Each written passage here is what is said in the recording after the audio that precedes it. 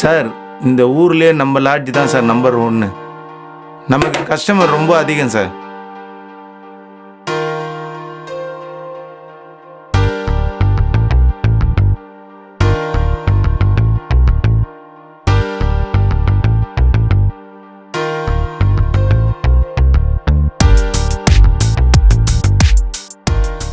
வேற ஏதாவது வேணுங்களா?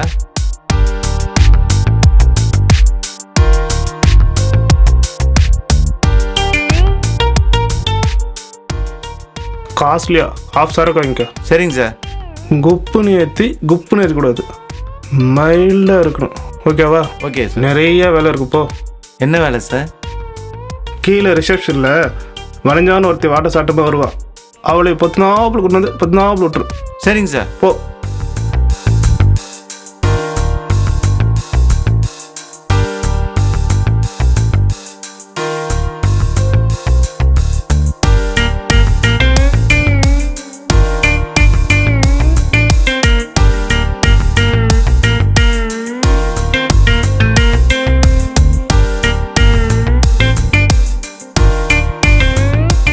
வணக்கம், என் பேர் பெத்த பெருமாள், ஊர் உளுந்தூர்பேட்டை. வருங்கால இந்தியா உருவாக்குறதுல என்னோட சேவை ரொம்ப அதிகம் சார். யாரா அவன் சம்மந்தாலும் பேசிகிட்டு இருக்கா? ஐயா, அவரை கோச்சுக்காதீங்க. உங்களுக்கும் எனக்கும் பாலமாக இருக்கிறதே அவர் தான். பாதகமாக பேசாதீங்க சார். இப்போ பார்த்தீங்கன்னா நாட்டில் பல பேருக்கு பல பிரச்சனை, சில பேருக்கு பலான தான் பிரச்சனையே. முன்னாடி சொன்னதுக்கு ஏகப்பட்ட காரணங்கள் இருக்கும், ஆனால் பின்னாடி சொன்னதுக்கு ஒரே ஒரு காரணம் தான், உடம்பு ஒத்துழைக்காத ஒன்று தான். சில பேரை பார்த்தீங்கன்னா 6 அடி உயரத்தில் ஆஜானு பாகுவா இருப்பாங்க, ஐயா மாதிரி. ஆனால் உள்ளுக்குள்ள பார்த்தீங்கன்னா உளுத்து போயிருக்கும். ஏய், யாருக்கிட்ட? ஐயா, நான் உங்களை சொல்ல பொதுவாக சொன்னேன். அப்படியே உளுத்து போயிருந்தாலும் ஒன்றும் பிரச்சனை இல்லை. இந்த பெத்த பெருமாள் இருக்கும்போது அந்த கவலையே வேண்டாம்.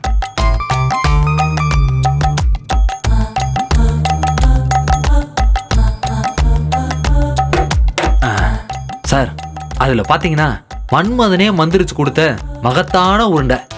ஒத்த உருண்டை போட்டா போதும், செத்த கிளி சரகடிச்சு பறக்கும் சார். டேய், முன்னாடி எல்லாம் லாட்ஜில் ரூம் போட்டு வியாபாரம் பண்ணீங்க, இப்போ ரூமாக போயிட்டு வியாபாரம் பண்ணுறீங்களா? ஐயா, உங்களுக்கு தெரியாது இல்லை, படுத்துக்கிட்டு போத்தினா என்ன, போத்திக்கிட்டு படுத்தா என்ன.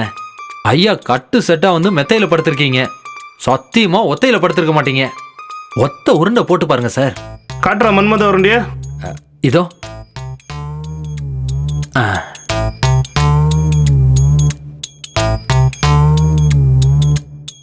சரி சரி, மனைஜா ஒரு நேரம் வச்சு கிளம்பு. ஐயா, மருந்துக்கு காசு வாங்குறது இல்ல, சர்வீஸ் சார்ஜ் 200 ரூபா, ஜிஎஸ்டி 18%, 236 ரூபா கொடுத்தீங்கன்னா நான் பட்டுன்னு கிளம்பிடுவேன். டேய், சத்த கிளி சரக்கட்டின்னு சொன்னீங்கல்ல, அந்த கிளி ஆகாசத்துக்கு போதா அண்டர் கிரவுண்டு போதான்னு காலைல வனைஞ்சா வந்து சொல்லுவா. அப்பா வந்து காசை வாங்கிக்கப்போ. கிளம்புடா. ஐயா, என் சேவை இந்த லாட்ஜில் பல பேருக்கு தேவை. இந்த ராத்திரி முழுக்க உங்க ஒருத்தருக்கே சேவை பண்ணிட்டு இருக்க முடியாதுங்க ஐயா. டேய், காசு வேணா காலைல வா, அப்படி இல்லை கிளம்பி போ. இவ்வளோ நேரம் மூச்சை போட்டது வெட்டியா போச்சு.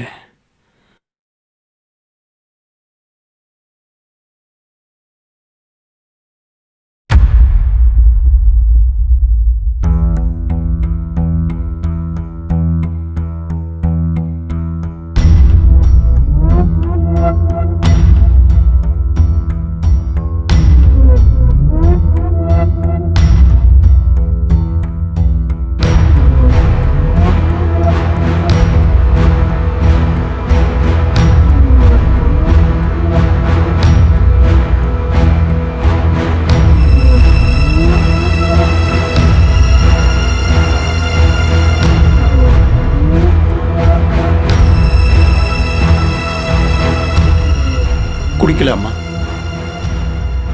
ஏமா, சாவ நினைச்சு பயமா இருக்கா? குழந்தையும் தூக்கிட்டு வந்திருக்கலாம், ஆனா அனாதைய விட்டுட்டு போறமே கவலையா இருக்கு. நம்ம கஷ்டத்துக்கு அவன் ஏன் சாகணும்?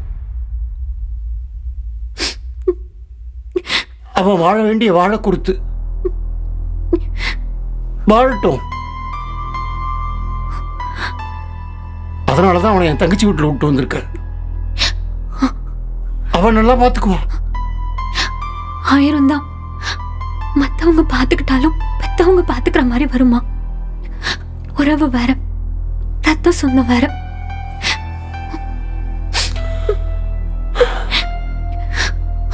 கஷ்டப்பட்டு ராத்திரி பகல் தூக்கம் இல்லாம உழைச்சு ஒரு தொழிலை உருவாக்கணும். இந்த பாழா போன கொரோனா வந்து நம்மள இப்படி பாழும் கிணத்துல தள்ளிடுச்சு.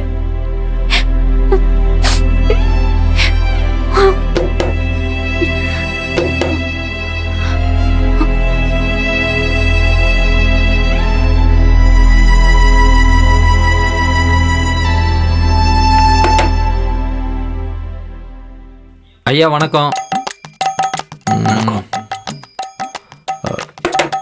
ஐயாவும் அம்மாவும் ஒன்றா இருக்கீங்க. ஜோடி கச்சிதமாக தான் இருக்கு. ஆனால் கண்ணில் தான் ஏதோ கலக்கம் தெரியுது. யோ, யாரையா நீங்க? என்னை பற்றி ஒத்த வரியில் சொல்லிடலாம் சார். பேர் பெத்த பெருமாள், ஊர் உளுந்தூர்பேட்டை. ஆனால் என் மருந்தை பற்றி சொல்லணும்னா ஒரு நாள் கூட பத்தாது. ஏன்னா இது மன்மதனே தயாரித்து கொடுத்த மகத்துவமான மருந்து. ஐயாவுக்கு ஒன்று, அம்மாவுக்கு ஒன்று. 200 200 400 18% GST எக்ஸ்ட்ரா. அவ்வளோதான் சார். ஏங்க, எங்களுக்கு ஒரு மருந்தும் வேண்டாம், கிளம்புங்க. அம்மா, அப்படி அவசகனமா பேசக்கூடாதுமா. இந்த காலத்து பொம்பளைங்க வம்ச விருத்திக்காக அரச மரத்தை சுத்தி சுத்தி வந்து அடி வைத்த தடவி பார்த்தாலும் ஒரு புழு பூச்சிக்கு வழி கிடையாதுமா. ஆனா நம்ம மருந்து அப்படி கிடையாது. ஆளுக்கு ஒரு உருண்டை. பாலைவனத்திலையும் பால் சுரக்கும், செத்த விதையானாலும் செடி முளைக்கும். ஒரு தடவை சாப்பிட்டு பாருங்கம்மா, அதுக்கப்புறம் நீங்களே ஃபோன் போட்டு என்ன கூப்பிடுவீங்க. யோ, எங்களுக்கு குழந்தை இருக்கியா? உன் மருந்து வேணாம், ஒண்ணு வேணாம். கூட்டு போயா முதல்ல வெளியில. தெரியுதே, ஒன்ன பெத்ததுக்கே ஓஞ்சு போன அசதி அம்மா மூஞ்சில தெரியுதே. இதுக்கே எப்படின்னா இன்னும் அடுத்தடுத்துக்குள்ள என்னையா பண்ண போறீங்க? ஏங்க, எங்க உடம்பெல்லாம் தெம்பாதாங்க இருக்கு. எங்க பிரச்சனையே வேறங்க. ஐயோ, தயவு செஞ்சு புரிஞ்சுக்கோங்க. கிளம்புங்க முதல்ல. தெம்புங்கிறது தோல் மினுமினுப்புல இல்லம்மா, உள்ளுறுப்புகள் ஸ்ட்ராங்கா இருக்கணும். கருங்கல்லையே சுமந்தாலும் கர்ப்பப்பை கலங்க கூடாது. ஷோ, சப்பா. அந்த காலத்து பொம்பளைங்க 5-6 பெத்தாலும் அரேபிய குதிரை மாதிரி தெரிஞ்சாங்க. அதுக்கு காரணம் கை வைத்தியம் தான். ஆனா இந்த காலத்து இங்கிலீஷ் மருந்து அப்படிலாம் இல்லம்மா. இந்த காலத்துல ஒருத்தன் மூட்டு வலிக்கு 30 நாள் மாத்திரை சாப்பிட்டானா 31வது நாள் கிட்னி சட்னி ஆயிடுச்சுன்றான். கல்லீரல் காணாம போச்சுன்னு வந்து கதறான். நம்ம மருந்து அப்படி கிடையாது. சுத்தமான மூலிகையில செஞ்சது. ஒரு தடவை சாப்பிட்டு பாருங்க. பலன் இல்லைன்னா பணம் தர வேண்டாம். ஐயா, இலவசமா தரதுல எனக்கு ஒன்றும் ஆட்சேபணம் இல்லை. பணம் இல்லைன்னா மருந்து பழிக்காதுன்னு பெரியவங்க சொல்லியிருக்காங்க. யோ, பணம் என்ன தரையா? இம்சை பண்ணாதயா, புரியா? யாசகம் தரீங்கன்னு சூசகமா சொல்ல வரீங்க. கொரோனா வந்து உலகமே முடங்கி கிடந்தப்ப கூட தெரு தெருவா மருந்து வித்தவன் இந்த பெத்த பெருமாள் 1 ரூபா கூட ஓசியில வாங்கினது கிடையாது. அந்த கொரோனா வந்துதாங்க எங்களை இந்த நிலைமையில கொண்டு வந்து நிறுத்திருக்கு. மருந்து குடிச்சு சாகலான்னு இருந்தோம். இங்க வந்து இம்சை பண்றீங்களே. கிளம்புங்க ஃபர்ஸ்ட். ஐயோ அம்மா, தற்கொலையா? நான் போய் மேனேஜர் கூட்டின்னு வரேன். இரியா, என்னம்மா நிஜமாவா சொல்றீங்க? நம்பல இல்ல? பாரியா, பாரு. விஷத்தை குடிச்சு சாவலாம் தாயா வந்தோம். ஏன் இப்படி வந்து படுத்துறீங்க?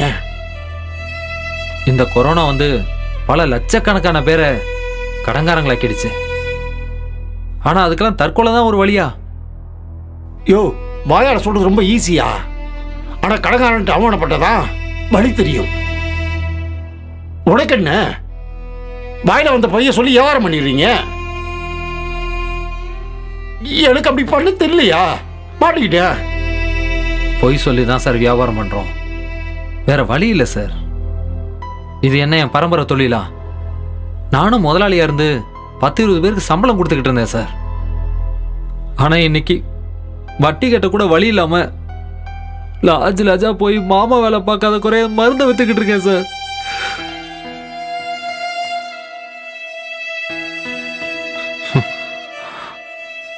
உங்க ஒய்ஃப் பரவாயில்ல சார், சாவுறேன்னு உங்க கூடவே வந்து நிக்கிறாங்க. என் முன்னாடி அப்படி இல்லை சார். குழந்தைய கூட்டிக்கிட்டு அவங்க அம்மா வீட்டுக்கு போயிட்டா. கடனை அடைச்சிட்டு வா, கூட வந்து குடும்பம் நடத்துறேன்ட்டு போயிட்டா சார்.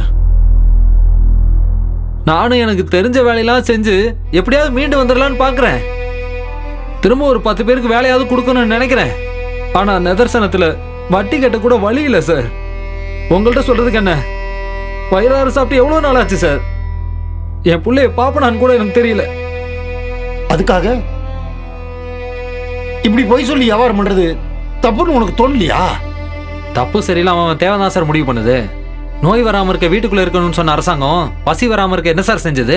சார், வாழணும்னு முடிவு பண்ணிட்டா 1000 வழி இருக்கு சார். நான் முடிவு பண்ணிட்டேன், நீங்களும் முடிவெடுங்க. உங்கள் பிள்ளைங்கள மனசில் வச்சுட்டு முடிவெடுங்க. யோ, வாயா போலாம்.